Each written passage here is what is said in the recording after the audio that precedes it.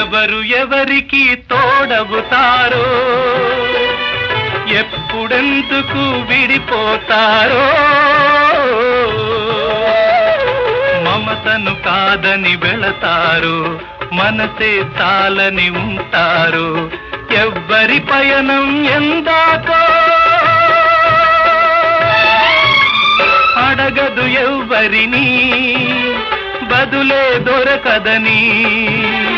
అడగదు ఎవ్వరిని, బదులే దొరకదని. కడుపు తీపికి రుజువేముంది, అంతకు మించిన నిజమేముంది. కాయే చిట్టుకు బరువైతే చిట్టును భూమి మోస్తుందా? ఇప్పుడు తప్పును తెలుసుకొని